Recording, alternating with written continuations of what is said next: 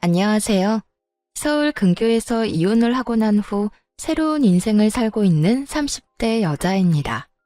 믿었던 남편과 그보다 더 믿었던 친구의 배신으로 이혼까지 하게 되었는데요. 저를 배신한 친구는 다름 아닌 남편과 저를 만나게 해주었던 친구였어요. 남편은 그 친구의 회사 동료였는데 어느 날 친구가 좋은 사람이 있다며 한번 만나보라고 하더군요. 친구야, 소개팅 할래? 우리 회사에 정말 괜찮은 사람이 있거든. 뭐 하나 빠지는 게 없는 남자야. 그러니까 한번 만나봐. 소개팅? 그렇게 좋은 사람이면 네가 만나보지 그래. 에이, 나보단 네가 더 잘 어울릴 것 같아서 그러지. 그러지 말고 한번 만나봐. 한번 만나보고 별로면 안 만나면 되잖아. 응? 친구는 부담 없이 만나보라며 저를 설득했고 전 친구의 말대로 부담감 없이 남편을 만나보게 되었죠. 그렇게 만난 남편은 친구의 말대로 정말 괜찮은 남자였어요. 다정하고 밝은 모습의 남편에게 호감이 갔고 남편 역시 저에게 호감을 보이며 연애부터 결혼까지 막힘없이 진행되었죠. 다정한 남편과 시집살이는커녕 늘 여자 눈에 눈물이 나게 만들면 자기 눈엔 피눈물이 난다고 안 사람에게 잘하라고 신신당부하는 시부. 거기에다 죽고 사는 문제가 아니라면 안부 연락도 하지 말라는 시모까지. 그야말로 저희만 잘 살면 되는 그런 가정이었어요. 그랬기에 저희는 신혼 초에도 그 흔한 말싸움 한 번도 한 적이 없었는데 시댁 문제가 없던 것도 있긴 했지만 그보다는 워낙 저와 남편의 생활 스타일이 비슷하기도 했고 남편이 저 못지않게 깔끔한 편이라 굳이 제가 입댈 것이 없기도 했어요. 저희는 평일엔 서로 바쁘게 직장 생활에 집중하고 주말엔 온전히 부부만의 생활을 보내곤 했죠. 그렇게 더할 나위 없이 만족스러운 결혼 생활을 하고 있었는데 어느 날부턴가 남편의 퇴근 시간이 점점 늦어지기 시작하더군요. 평일에 하루 이틀 늦는 것이야 회사 일이 바쁜가 보다 하고 넘길 수 있었지만 주말까지 출근해 늦은 시간에나 집으로 돌아오니 아무래도 이상한 생각이 들기 시작하더군요. 생각에 꼬리에 꼬리를 물기 시작하니 그 생각은 끝도 없이 상상의 나래를 펼치게 되더라고요. 이런 나쁜 상상은 결코 이루을 것이 없다고 생각한 저는 결국 남편을 소개해 주었던 친구에게 직접 연락을 하게 되었죠. 혜민아, 요즘 회사 일 많이 바빠? 응? 갑자기 회사 일은 왜? 그게 요즘 우리 남편이 계속 늦어져서 평일엔 그러려니 하는데 주말까지 회사 출근해서 늦어지니까 아무래도 걱정도 되고 이상한 생각도 막 하게 되는 거 있지? 그래서 너한테 이렇게 물어보는 거야. 어머, 그랬어? 생각해보니 그럴 수도 있겠네. 그런데 그런 걱정하지 마. 요즘 바빠서 정신없긴 해. 그래? 주말에 출근하는 것도 맞지? 바쁜 거 맞는 거지? 요즘 바빠. 회사에 일이 좀 생겨서 네 남편만 출근하는 게 아니고 나도 출근했어. 주말에 이게 무슨 짓인가 몰라? 하여튼 일하는 거 맞으니까 걱정하지 마. 친구는 본인 역시 주말에 출근했다며 걱정하지 말라는 말과 함께 전화를 끊었고 전화를 끊고 난 후 얼마 지나지 않아 남편이 일하는 모습을 찍은 사진까지 보내주더군요. 그 사진을 보고 나니 안심이 되며 제가 괜한 오해를 했다는 생각에 괜스레 남편에게 미안한 마음이 들었어요. 그런 마음이 들고 나니 그 후론 남편이 수상하게 느껴져도 저도 모르게 애써 그런 기분을 누르게 되더라고요. 그렇게 저의 직감을 외면하고 있는 동안에도 남편은 여전히 평일 주말 할 것 없이 더욱 바빠져만 갔고 저 역시 그런 생활들에 적응이 되어가고 있던 어느 날이었어요. 그날은 제 생일이었는데 어디에 정신을 빼먹고 사는 것인지 제 생일이란 사실을 까맣게 잊은 듯 하더라고요. 연애 시절 내내 다른 건 몰라도 제 생일엔 보온병에 미역국을 담아 챙겨주던 남편이었는데 아무리 결혼을 하고 바쁘다고 한들 생일에 대한 언급 한 번 없다는 사실이 섭섭하게 다가오는 것은 어쩔 수 없더군요. 그날 아침 결국 남편은 아침 밥상을 차려주기는커녕 제가 차린 아침밥도 먹지 않고 출근을 해버렸고 바빠서 그렇겠지라며 아무리 위안을 삼아보려고 해도 서운한 마음은 쉽사리 가라앉지 않았어요. 그렇게 싱숭생숭한 마음으로 점심시간을 맞이하게 되었고 점심을 다 먹고 쉬고 있으니 친구에게 연락이 오더라고요. 생일 축하해, 유진아. 고마워. 역시 친구가 최고네. 매년 이렇게 잊지 않고 연락하고 말이야. 당연하지. 잊을래야 잊을 수가 없지. 오늘 아침에 미역국은 먹었어? 네 남편이 올해도 당연히 미역국은 끓여줬지? 연애 시절부터 저희 부부를 지켜봤던 친구는 당연하다는 듯 미역국을 먹었냐고 물어왔고 전 그 순간 실망한 목소리를 감추지 못한 채 하소연을 하게 되었어요. 미역국은 무슨? 아침밥도 같이 못 먹었어. 회사 일에 정신이 다 팔려버렸는지 내 생일인 것도 기억 못하는 것 같더라니까. 바빠서 그럴 거라고 하고 생각은 하는데 섭섭한 건 어쩔 수가 없네. 그래? 난 당연히 챙겨줬을 거라 생각했는데. 사실은 며칠 전에 네 남편이 휴대전화로 여자 목걸이를 신중히 고르는 걸 봤거든. 아, 저녁에 파티해주려고 하는가 보다. 정말? 목걸이를? 그래. 그러니까 너무 나쁘게 생각하지 말고 조금만 기다려봐. 그래야겠다. 그깟 선물이 뭐라고 또 마음이 풀리네. 으이구, 다 그렇지 뭐. 일단 끊고 기다려봐. 친구의 전화를 끊고 전 섭섭했던 마음이 풀리며 괜한 기대를 품게 되더라고요. 남편이 친구의 말처럼 여자 목걸이를 고르고 샀다면 그건 제 것이라 확신했기 때문이었어요. 전 기대감에 부풀어 퇴근 후 집에서 남편을 기다렸고 하염없이 기다리고 또 기다려도 남편은 연락을 하지도 받지도 않고 집에도 오지 않더라고요. 그렇게 남편을 기다리던 저도 모르는 사이 잠이 들었고 깜짝 놀라 잠에서 깨어나 보니 아침이더군요. 언제 들어온 줄도 알 수 없는 남편의 씻는 소리가 들려오고 그 순간 짜증이 확 치솟아 올랐어요. 그래서 씻고 나오는 남편을 향해 추궁 아닌 추궁의 말을 하게 되었죠. 도대체 언제 들어온 거야? 전화는 왜 안 받아? 그렇게 늦을 거면 전화라도 해주던가. 전화할 상황이 안 되면 오는 전화라도 받아주던가. 기다리는 사람은 생각도 안 해? 그때까지도 제 생일이었다는 사실을 꿈에도 몰랐던 남편은 일을 하다 보면 늦을 수도 있는 일이지 뭐 이렇게까지 화를 내냐는 반응으로 답하기 시작했어요.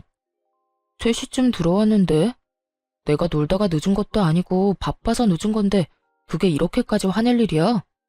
3시에 들어온 것도 회사에서 일하다가 나도 모르게 졸아서 그때 들어오게 된 거야. 내가 오죽 피곤했으면 회사에서 일하다가 잠이 들었겠냐고. 바쁜 거 뻔히 아는 사람이 꼭 이렇게까지 몰아붙여야겠어? 아무리 바쁘다고 해도 마누라 생일에도 늦는 건 정말 너무하는 거 아니야? 그리고 연락 한 통 못할 만큼 바쁘다는 게 말이나 돼? 당신이 나한테 전화 한 통 할 시간에 회사가 망하는 것도 아닐 거 아니야. 그제야 남편은 제 생일이란 걸 깨달은 듯 크게 당황하며 흔들리는 눈빛으로 저를 보더군요. 여보, 정말 미안해. 내가 진짜 너무 정신이 없어서 당신 생일이란 걸 잊어버렸어. 진짜 미안. 내가 진짜 왜 그랬지? 다른 것도 아니고 당신 생일을 잊다니. 미안해. 바쁘다 보면 그럴 수도 있다고 생각은 하는데 생일이랑은 상관없이 아무리 바쁘다고 한들 연락 한 통 없다는 건 너무한다고 생각해. 사실 이해도 되지 않고 말이야. 그래, 내가 생각이 짧았어. 전화할 시간에 빨리 일 끝내고 가는 게 더 나을 거라고 생각해서 정신 빼놓고 일했던 건데 미안. 내가 너무 내 생각만 하고 당신 입장에선 생각하지 않았던 것 같네. 생일 잊은 건 진짜 너무 미안해. 됐어. 매년 있는 생일. 당신이 미안하다고 하는 순간 그건 다 풀렸어. 얼른 출근 준비해. 늦겠다. 이해해줘서 고맙고 다시 한번 너무 미안해. 남편은 거듭해서 저에게 사과의 말을 건넸지만 끝끝내 목걸이는 주지 않더라고요. 그런 남편을 보며 친구가 착각을 했나 싶기도 했지만 아무래도 수상한 기분을 지울 수가 없었습니다. 그렇게 남편에 대한 의심이 커지면 커질수록 친구에게 의지할 수밖에 없는 상황이었는데 제가 불안해할 때마다 친구가 회사 일이 바쁘다, 정말 남편도 야근 중이라며 사진을 보내주곤 했기 때문이었어요. 하지만 친구의 증언에도 불구하고 전 남편이 의심스러웠고 결국 친구와 또 의논을 하게 되었죠. 잘 지내지? 일이 바빠서 안 본 지 꽤 오래된 것 같아. 그러게. 그런데 혜민아, 나 의논할 게 있는데 너 비밀 지켜줘야 한다. 당연하지. 무슨 일이길래 비밀이란 말까지 나오는 거야? 나 아무래도 우리 남편 의심스러워서 안 되겠어. 들어보니까 흥신소 같은데 의뢰도 많이 하는 것 같던데 나도 거기에 말해서 우리 남편 뒤 좀 밟아볼까 봐. 저는 조심스럽게 말을 꺼냈고 제 말에 친구는 뭘 그렇게까지 하냐며 방귀를 들고 나서더군요. 뭐? 흥신소? 뭘 그렇게까지 해. 내가 네 남편 감시도 해주고 하물며 사진까지 찍어서 보내주는데도 뭐가 불안하고 못 믿어와서 그렇게까지 하냐는 말이야. 여자 촉이란 게 있잖아. 네가 말했던 목걸이도 나한테 주지도 않았고 매번 연락도 없이 늦는 것도 그렇고 물론 네 말이랑 네가 보내준 사진을 못 믿는다는 건 아닌데 하여튼 내 느낌이 그래. 목걸이야. 내가 착각한 걸 수도 있는 일이고 일이 정말 바빠서 늦는 거라고 그렇게 말했는데도 네가 그렇게 느낀다고 하니 내가 더 어이없는 거 알아? 내가 이런 말까지 하지 않으려고 했는데 너 약간 의부증 같은 거 있는 것 같아. 뭐? 의부증? 그래, 의부증. 그러지 않고서야 내가 그렇게나 말하고 사진까지 보내줬는데도 못 믿고 의심한다는 게 말이 안 되잖아. 다른 사람도 아닌 가장 친구인 내가 다 증언해주는데 그것조차 못 믿는다니까 나도 기분이 안 좋아지려고 해. 아, 네 말도 틀린 말도 아닌데 부부만 느껴지는 그 미묘한 느낌이 있어서 그래. 왜인지 모르게 남편이 멀어졌다는 느낌이랄까? 어딘가에 정신을 빼놓고 사는 느낌이랄까? 뭐라고 표현하기 힘든데 하여튼 그런 느낌이 자꾸 들어. 너 진짜 병원 한번 가보는 게 어때? 기분 나쁘게만 듣지 말고 내가 정말 걱정되어서 그래. 너 그런 식으로 사람 끝도 없이 의심하다가 네 남편이 알면 어떻게 하려고 그래? 네 남편이 얼마나 너한테 실망하겠어. 자기는 가정을 위해서 그렇게나 열심히 일하고 있었는데 넌 뒤에서 엄한 오해나 하고 있었다는 사실 알아봐. 나 같으면 실망을 넘어서 너랑 살 생각이 뚝 떨어질 것 같아. 친구의 입에선 의부증이란 말까지 나오며 언짢은 기분을 숨김없이 표현하더라고요.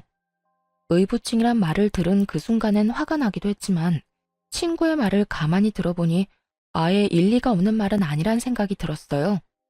친구의 말대로 남편은 열심히 일만 하는 것인데 제가 괜한 오해라도 하고 있는 것이라면 그것만큼 기분 나쁜 일은 또 없을 거란 생각이 들었으니까요. 친구가 보내준 사진도 그렇고 친구의 말처럼 정말 남편은 야근 중인 것이 확실한데 저만 혼자 남편을 믿지 못해 환장한 여자 같다는 느낌마저 들더군요. 그렇게 제가 혼자 고민에 빠져 있을 때쯤 남편은 친구에게 무슨 이야기라도 들은 것인지 평일은 여전히 늦었지만 주말엔 다시 저와 시간을 보내며 저에게 신경 쓰는 모습을 보이더라고요. 다시 찾아온 안정적인 생활에 불안감을 떨쳐내던 어느 날이었어요. 그날은 친정엄마의 생신을 맞이하여 주말에 식구들이 다 모여 밥을 먹기로 한 날이었어요. 그런데 전날까지도 아무 말 없던 남편이 당일 아침 갑자기 회사에 급한 일이 생겼다며 가봐야 한다고 하더라고요. 여보, 어떻게 하지? 나 지금 좀 가봐야 할 것 같아. 어? 지금? 왜? 무슨 일 생겼어? 갑자기 회사에 급한 일이 생겼다네. 다른 사람이 처리할 수 있는 일이면 다른 사람 보낼 텐데 내가 담당자라서 마땅히 맡아줄 사람이 없네. 거기에다 주말이니까 다른 사람한테 부탁하기가 더 그래. 하필 오늘. 어쩔 수 없지 뭐. 얼른 가봐. 내가 부모님께는 잘 말씀드릴게. 그래, 미안해. 장모님께도 죄송하다고 전해주고. 남편은 급하게 집을 나섰고 저는 그런 남편의 모습을 보며 생각에 빠졌어요. 급한 일이 있다고 전화가 온 것도 아니었고 휴대전화를 들고 가만히 앉아있다가 갑자기 급한 일이 있다며 저렇게 뛰어나가 버리니 아무래도 이상하다 싶더라고요. 이쯤 되니 정말 제가 이상한 것인지 남편이 이상한 것인지 구분이 되지 않는 상태가 되어버렸고 저는 하는 수 없이 정말 마지막이란 생각으로 친구에게 전화를 걸었죠. 매번 이럴 때마다 친구의 도움을 받는 것이 미안하기도 했고 또 한편으론 창피하기도 했지만 그만큼 오래된 친구이고 믿는 친구였기에 전화를 걸어 물어보기로 결심한 것이었죠. 그런데 전화를 받은 친구는 다 죽어가는 목소리더라고요. 너 어디 아파? 목소리가 왜 이래? 몸살인 것 같아. 열이 39도까지 올라서 떨어질 생각을 안 하네. 뭐? 39도? 열이 그렇게 심한데 그러고 있으면 어떻게 해? 너 집이지? 병원은? 조금 있다가 가려고. 도저히 혼자 갈 수가 없어서 친구 좀 오라고 했어. 그래? 다행이네. 나한테 진작 연락을 했어야지. 내가 알았으면 진작 너한테 갔을 텐데. 괜찮아. 병원 다녀오면 괜찮아질 테니까 너무 걱정하지 마. 어이구, 참도 괜찮겠다. 집에 먹을 것도 없지? 죽 시켜놓을 테니까 병원 다녀오면 꼭 챙겨 먹고 약 먹어. 응, 고마워. 그렇게 걱정스러운 마음으로 전화를 끊으려는 순간 전 듣고야 말았습니다. 나 왔어. 많이 아파? 얼마나 급하게 간 것인지 다 느껴지는 헐떡이는 남편의 목소리를 말입니다. 헉헉거리면서도 그 목소리엔 걱정과 우려가 가득해 보였고 친구가 전화를 다급히 끊음으로 인해 저는 지금 친구의 집에 가 있는 남자가 제 남편임을 확신하게 되었습니다. 100번, 1000번을 생각해도 그건 남편의 목소리였고 차분히 이게 무슨 상황인가에 대해 흥분하지 않고 생각하려고 애썼어요.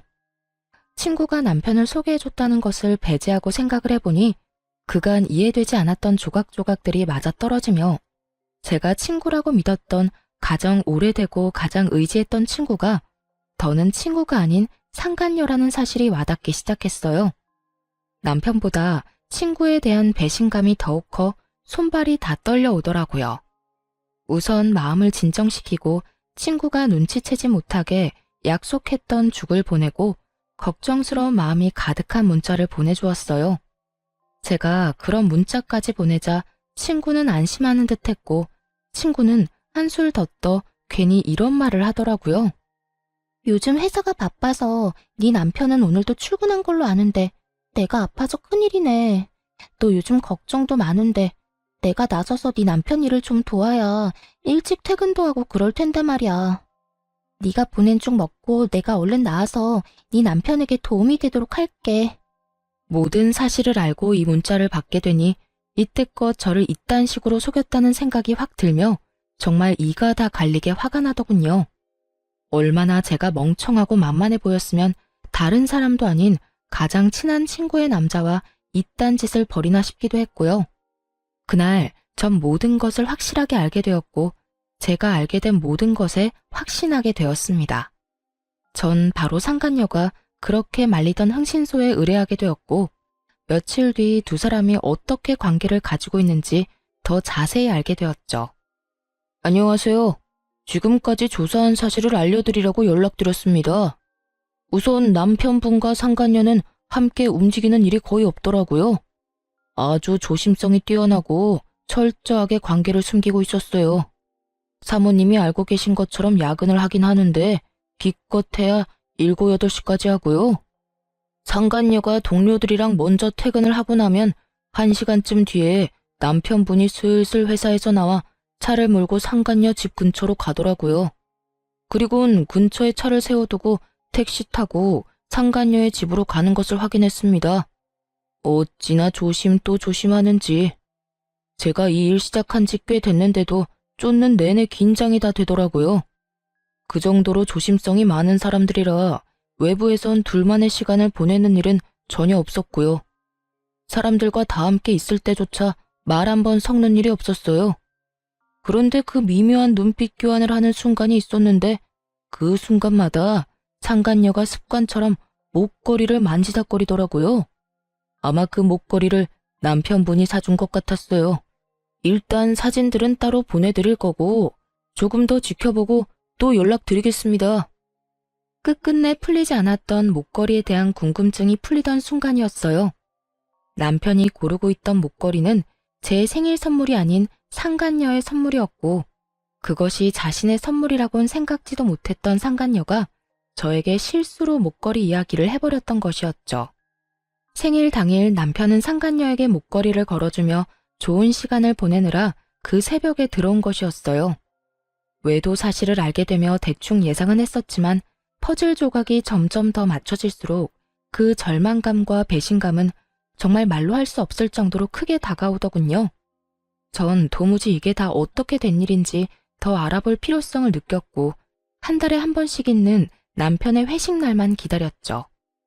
남편은 늘 그렇듯 그날 역시 만취가 된 상태로 집으로 돌아왔고 전 남편의 손가락으로 남편의 휴대전화 잠금을 풀어 살펴보게 되었습니다. 그곳엔 두 사람의 대화가 고스란히 남아 있었는데 그 내용은 정말 충격 그 자체였어요. 자기, 오늘도 집에 바로 가? 알겠지? 왜? 요즘 계속 집에 바로 가서 집사람도 이제 의심 안 하는 것 같은데. 내가 말했잖아. 유진이가 흥신소에까지 의뢰하려고 했었다고. 이럴 때 당신이 계속 의심스러운 행동 해봐. 내가 의부증으로 몰든 말든 그냥 하고 싶은 대로 하고도 남으래라니까. 이번 주까지는 그 일찍 집에 들어가고 다음 주부터 우리 집에 놀러와. 꼭 이렇게까지 조심해야 해? 그냥 당장 이혼하고 같이 살고 싶어. 그러게 나한테 처음부터 관심도 있었다는 사람이 왜 집사람을 소개해 준 거야? 난 아직도 이해가 안 된다니까. 말했잖아. 나는 자기가 나한테 관심이 있으면 내가 해준다는 소개팅은 안 받을 거라고 생각했다니까. 소개팅을 핑계로 대화도 더 많이 나누고 싶기도 했고 그래서 그냥 친구 아무나 소개해준 건데 덥석 결혼까지 할 줄 누가 알았겠어? 하여튼 자기가 소개팅만 안 해줬으면 내가 다른 남자랑 동거까지 한 여자랑 결혼하는 일은 없었을 거 아니야.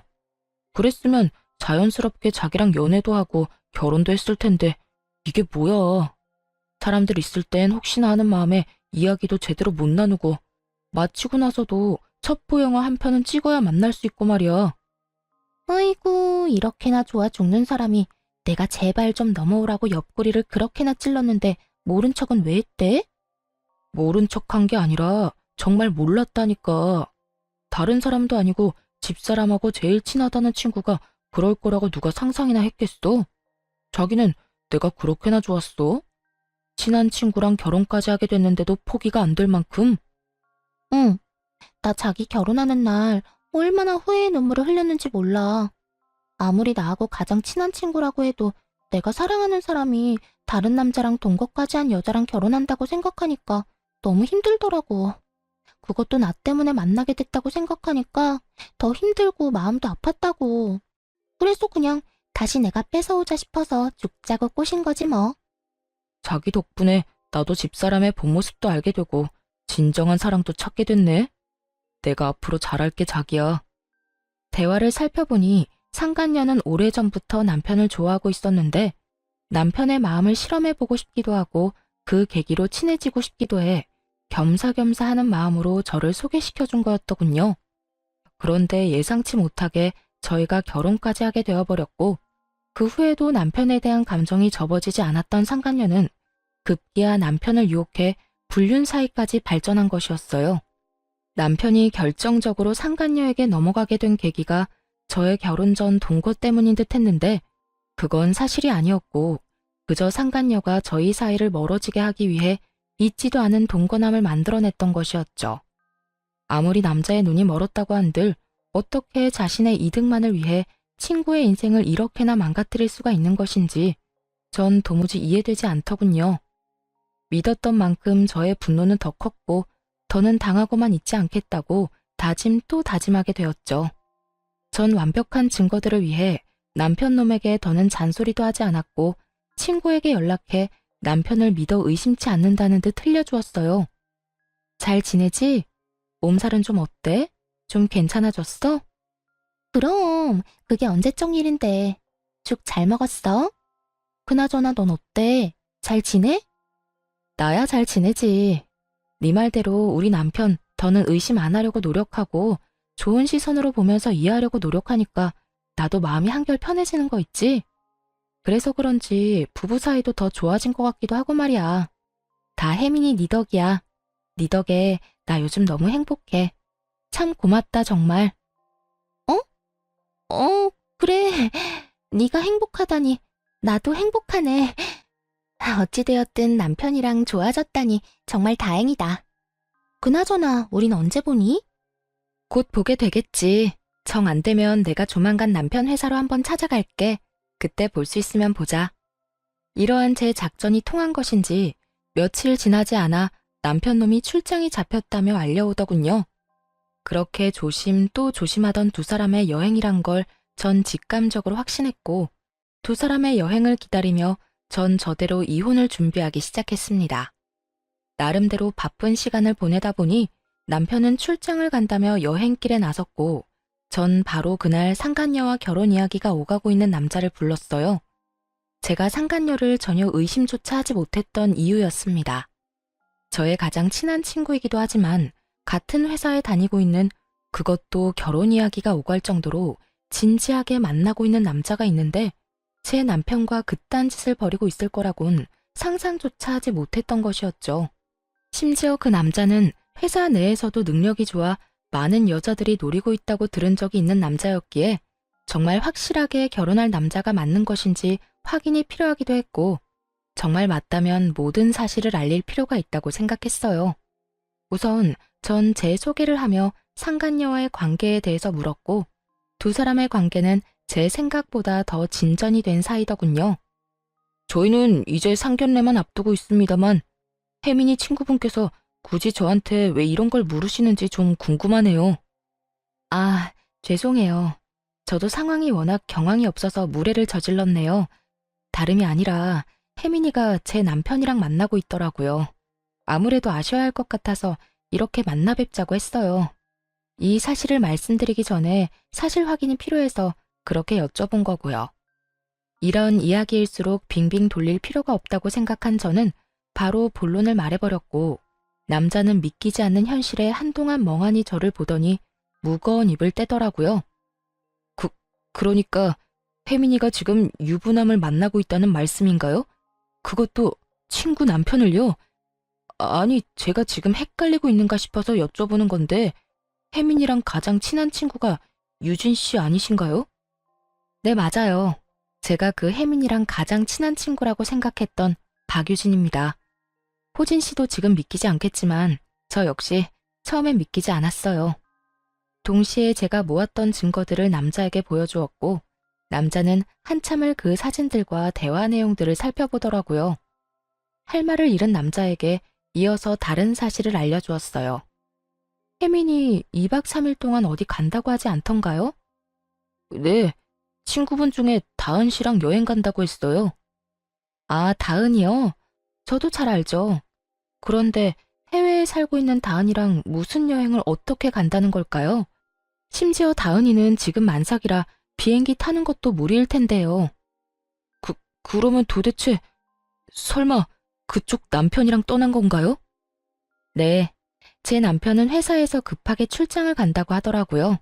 공교롭게다 2박 3일 동안 말이죠. 우연이라 하기엔 너무 맞아떨어지지 않나요? 그제야 남자의 눈빛이 거침없이 흔들리기 시작하더군요. 그 흔들리는 눈빛의 의미는 그제야 제 말을 믿는다는 뜻과 다름이 없었고, 저희는 복수라는 배를 함께 타기로 했습니다. 그렇게 저희가 복수 계획을 세우는 사이 남편과 상간녀는 가짜 출장, 가짜 여행에서 돌아왔고, 흥신소에서 실시간으로 보내준 사진에는 두 사람의 행복한 모습으로 가득하더군요. 대망의 다음 날, 남편은 출근을 했고 전 점심시간 때쯤 회사로 찾아갔죠. 제가 회사에 가니 이미 상간녀는 자신의 약혼자 앞에 서서 빌고 있고, 남편은 상간녀의 약혼자 앞에 서서 고개를 푹 숙이고 있더군요. 그야말로 난리도 그런 난리가 또 없더군요. 전 상황을 지켜보다 그 사람들에게 다가갔고, 저를 발견한 상간녀가 다가와 양심도 없이 화를 내기 시작하더군요. 네가 어떻게 나한테 이럴 수가 있어. 다 알았으면 나한테 뭐라고 하면 되지. 왜 내 예비 신랑한테까지 다 말하냔 말이야. 네가 이러고도 내 친구야? 누가 누구한테 하고 싶은 말인데 낯짝도 두껍게 이런 말을 하는 상간녀를 보며 이 정도 뻔뻔하면 돼야 친구 남편이랑 놀아나는구나 싶더라고요. 저도 쏟아붓는 상간녀를 향해 지지 않고 쏘아 붙여줬어요. 친구? 네가 지금 나한테 친구라는 단어를 쓸 자격이나 된다고 생각하니? 친구 남편이랑 놀아난 주제에? 애초에 내 남편이 그렇게 좋았으면 네가 갔지 왜 나한테 소개해준 거니? 이 모든 게 다 너 때문이란 생각은 안 해? 양심이 없으면 염치라도 있던가. 그마저도 없으면 눈치라도 있어서 입을 다물고 있던가. 네 입에서 나오는 한마디 한마디가 다 주옥 같아서 내가 이 상황에 웃음이 다 나오려고 한다. 나라고 두 사람이 결혼까지 할 거라고 생각하고 소개했겠어? 그리고 난 네 남편이랑 너 이혼까지 시킬 마음이 없었다고. 그저 나도 결혼하기 전에 잠시 스쳐가는 바람처럼 가볍게 만난 것뿐이라고. 가볍게 만났다는 사람들이 퇴근하고 매일같이 한 집에서 만나 시간 보내고 이번엔 출장 간다고 하면서 여행까지 다녀왔어? 네 기준엔 그게 가벼운 거니? 그것까지 어떻게... 혹시 그때 말했던 흥신소? 그게 중요하니? 어떻게 알았든 나랑 가장 오래되고 가장 친했던 친구인 너랑 검은 머리 팥뿌리가 될 때까지 잘 살아보자고 했던 내 남편이랑 불륜을 저지르고 있었단 게 제일 중요하지 않니? 그리고 네가 이혼시킬 마음이 없었다고 하면 내가 아 그렇구나 하고 이혼하면 안 돼? 이 판국의 이 상황에? 어떻게 너한테 이럴 수 있냐고 물었지? 그 말 그대로 돌려줄게. 네가 어떻게 나한테 이럴 수가 있어? 그러니까 서로 이런 일 없게 네가 몰랐으면 좋잖아. 그러면 나도 아무 일 없다는 듯 결혼했으면 됐고. 그랬으면 네 남편도 제자리 찾아갔을 거 아니냐고. 이제 정말 얼마 안 남았는데 왜 이제 와서 이 난리를 부리는 거야? 넌 정말 끝까지 기대 이상이네. 친구 남편이랑 놀아나면서 네 결혼은 무사히 할 수 있을 거라 생각했나 본데 절대 그렇게는 안 되지.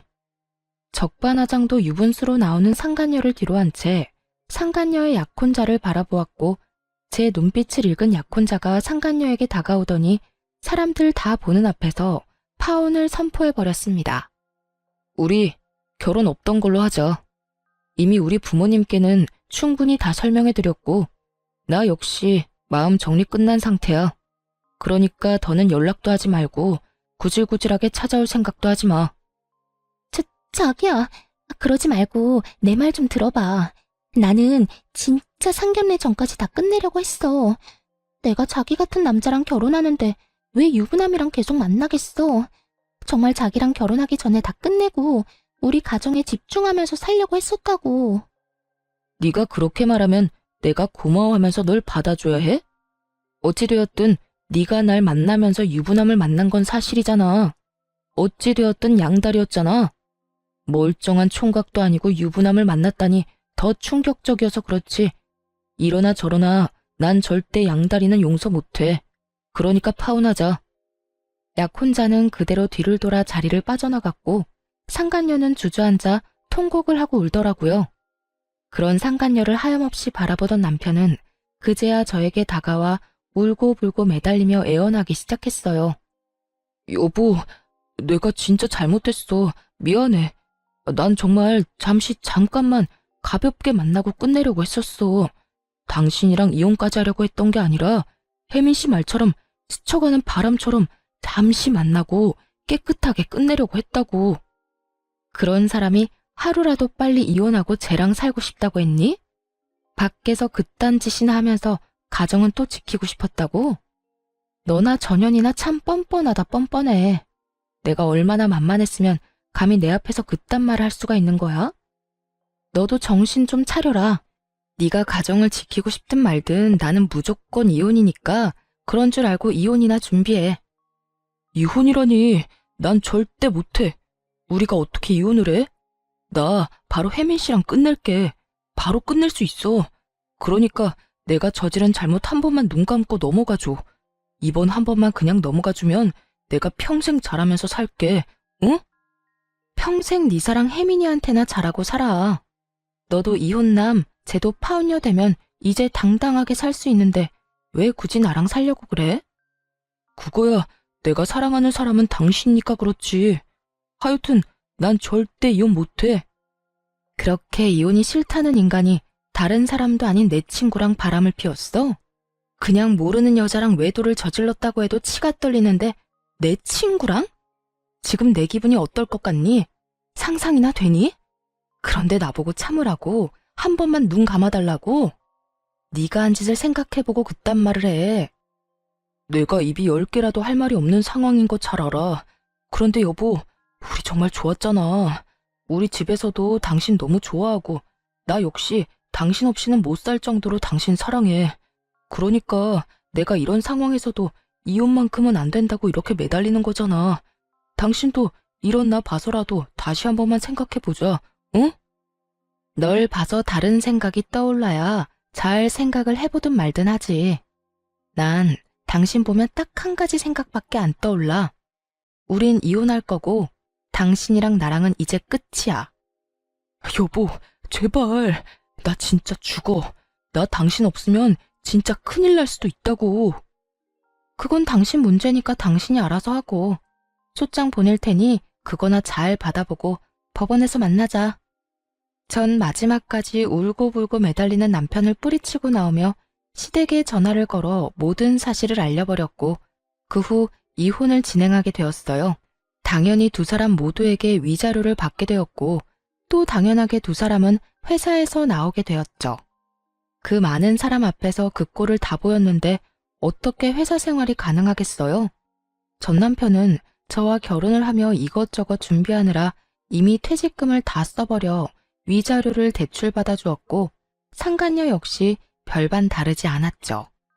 빚쟁이인 두 사람은 하는 수 없이 전 시댁에서 신세를 지고자 찾아갔지만 모든 사실을 알고 있던 부모님들은 두 사람이 준비한 말을 꺼내기도 전에 두 사람을 쫓아내버렸다고 하더군요. 그렇게 빚쟁이 두 명이 잘 살아가겠지 했는데 1년도 채 지나지 않아 상간녀에게서 전화가 왔더라고요. 이미 전화번호도 다 바꿔버려 연락될 일이 없을 거라 생각했는데 지인들에게 물어물어 전화했다고 하더군요. 왜 전화했는데? 전화한 용건이 뭐냐고. 너 왜 나한테 말 안 했어? 왜 나한테 이런 집안이란 걸 말하지 않았느냐고. 시어머니가 무슨 벼슬인지 아나. 하루가 멀다고 연락해와서 날 들들 볶아대는데 내가 아주 못 살겠다고. 네가 진작 이런 집안인 걸 말해줬으면 내가 이런 남자랑 살지도 않았을 거 아냐. 이야기를 들어보니 저에겐 한없이 다정하고 간섭조차 하지 않던 전시모가 상간녀에겐 모진 시집살이를 시키는 듯 하더라고요. 상간녀는 울분을 토하며 저를 원망하고 있었고 전 그런 상간녀에게 있는 사실 그대로 다 말해주었어요.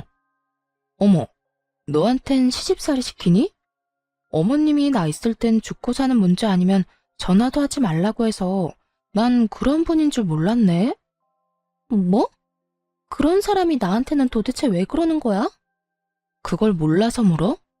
결혼 생활 잘하는 아들 이혼시킨 것도 모자라 회사까지 잘리게 만든 며느리 뭐가 예뻐서 잘해주겠어. 다 네가 저지른 죄에 대한 벌 받는다고 생각하고 달게 받아. 아니, 난 애초에 이해가 안 되는 게 그 정도도 각오 안 하고 남의 남편 뺏어갔던 거야? 파혼당하고 회사에서 잘리면 다 끝이라고 생각했던 거니? 이쯤 했으면 고함을 지르며 또 악다구니를 써야 할 상간녀가 벼랑간 펑펑 울기 시작하더군요. 도대체 왜 이러나 싶어 듣고만 있으니 상간녀는 저를 상대로 하소연을 하기 시작했어요. 네 전 남편, 그러니까 지금 내 남편 바람 피우는 것 같아. 요즘 일자리 알아본다면서 나갔다 하면 밤 12시 넘기는 건 기본이고 어떤 날엔 옷에서 여자 향수 냄새도 나. 이를 어쩌니 유진아?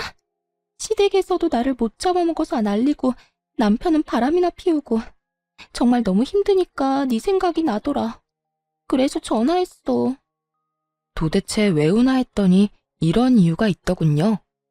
전 남편은 취업을 핑계 삼아 밖으로 나돌며 외도를 저지르고 있었고 본인이 그런 상황이 되자 예전에 자신이 뒤통수 때린 옛 친구가 그리웠던 거죠. 아무리 그래도 자신이 이렇게 연락할 처지가 못 되는데 얼마나 뻔뻔하면 이런 연락까지 하는지 한심해 죽겠더라고요. 왜? 나한테 위로라도 받고 싶니? 이 일을 어쩌냐면서 같이 울어라도 줘? 아님 남편이 바람나서 이혼한 경험자로서 훅이라도 들려줄까? 도대체 뭘 바라고 나한테 전화해서 이런 말을 하는 거야? 그때도 그랬지만 난 도무지 네가 이해가 안 된다. 그런 게 아니라 나도 흥신소에 의뢰라도 해볼까 싶어서 그래. 넌 어땠어? 흥신소 그런 거 무섭진 않았어? 야, 내가 그런 일을 겪게 됐는데 흥신소가 무서웠겠어? 그리고 아직 확실치도 않은데 흥신소는 무슨 흥신소야. 너 나한테 전화해서 이러고 있을 시간에 병원이나 가봐. 그거 의부증이라며 네가 말했잖아. 혹시나 네가 나한테 말했던 것처럼 정말 가정을 위해서 취업하려고 힘쓰고 있는데 네가 오해하는 거면 어쩌려고 그래? 너도 나처럼 이혼녀 되려고 그러니?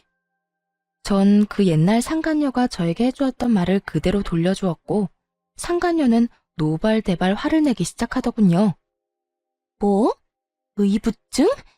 다른 사람은 몰라도 네가 나한테 그런 말을 하면 안 되지.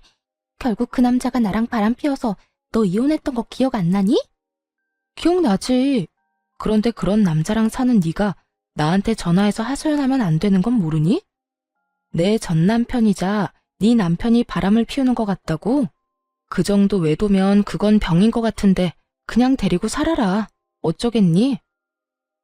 뭐라고? 다 들었으면서 왜 못 들은 척해. 그냥 데리고 살라고. 네가 죽고 못 살아 나한테서 뺏어간 그 남자 업보라고 생각하고 그냥 잘 데리고 살아주라고. 그리고 다신 나한테 전화해서 이딴 소리도 좀 하지 마. 다신 연락도 말라는 제 말에 상간녀는 갑자기 불쌍한 척을 하기 시작하더니 다 기어서 들어가는 목소리로 매달리기 시작하더군요. 너랑 내 이야기 다 소문나서 애들이 내 이야기는 들어주지도 않아. 네 번호도 전화 10통은 넘게 돌려서 알아낸 거라고. 지금 내 상황이 이런데 내가 누구한테 하소연하겠어. 그러니까 너라도 나한테 좀 잘 대해주면 안 될까? 나 진짜 너무 힘들어서 그래. 이제 와서 친구 사이로 돌아가고 싶다는 듯 말하는 상간녀를 보는데 다시 화가 치솟아 오르더라고요. 제가 얼마나 만만했으면 지금 이딴 소리까지 뻔뻔하게 내뱉을 수 있는지. 난 너랑 다시는 연락도 하고 싶지 않아서 전화번호도 다 바꿨더니 이제 무슨 짓인지 모르겠다. 잘 대해달라고? 넌 진짜 내가 무슨 호구인 줄 아는구나. 우리 친구 사이는 이미 네가 내 남편이랑 놀아날 때 다 끝났고 난 지금도 앞으로도 너랑 연락하고 지낼 생각 없으니까 네 가정일은 네가 알아서 하고 다신 전화 끊어. 전 그대로 전화를 끊어버렸고 그 후론 상간녀에게 전화는 오지 않았지만 문자는 오더라고요. 전 남편이 한눈에 봐도 어린 여자와 외도를 저지르고 있는 사진과 함께 말이죠. 이것 봐. 내 말이 맞았어. 저 여자 22살이란다. 정말 양심이라고는 없는 인간 아니니? 어떻게 띠동갑도 넘는 여자애를 만나. 나도 이혼할 거야. 이걸 어떻게 참고 살아? 네 말대로 이놈은 병이야, 병. 외도로 이혼한 놈이 재혼해서 또 외도를 저지르다니. 이게 말이나 된다고 생각하니? 상간녀는 저에게 맞장구라도 바라는 듯 물음표 가득한 문자를 보냈고 전 아무런 대답도 하지 않았어요. 그저 전 그 문자를 마지막으로 상간녀를 차단해버렸고 그들의 결말은 보지 않아도 뻔하다고 생각했습니다. 그렇게 저와 그 지긋지긋한 인연은 끝이 났고 저는 제 생활을 잘하며 잘 지내고 있어요. 이혼하고 난 후 처음엔 믿었던 친구와 사랑했던 남자의 배신이 힘들기도 했고 울기도 많이 울었는데 이젠 많이 안정된 상태랍니다. 주변도 많이 둘러보게 되었고 제 곁을 지켜주는 사람들에게 감사한 마음을 느끼고 좋은 시간을 보내고 있어요. 주말엔 산에 가기도 하고 자전거를 타고 라이딩을 하기도 해요. 아무래도 몸을 움직이는 게 잡생각 있는 데는 제일 탁월한 것 같아 시작한 것들인데 하다 보니 저에게 잘 맞는 것 같아 취미생활로 자리를 잡아버렸네요. 그것 말고도 좋아하던 그림도 다시 그리고 있어요. 심리적으로도 많이 안정되고 여러모로 좋아 한동안은 계속할 예정이에요. 요즘엔 좋은 사람도 만나 연애까지는 아니지만 자주 만나 좋은 시간을 보내고 있어요. 그 사람 덕분에 많이 웃기도 하고 많이 행복한 순간이 있기도 해요. 지금 만나는 사람에게 많은 고마움을 느끼기도 하고 저 역시 그 사람에게 행복감을 주려고 노력하며 지내고 있어요. 이렇게 잘 지내다 보면 저 역시 과거는 잊고 행복해질 날이 올 거라 믿고 있어요. 저의 사연은 끝이 났습니다. 다들 행복 가득한 하루 되시길 바라며 물러가 볼게요. 감사합니다.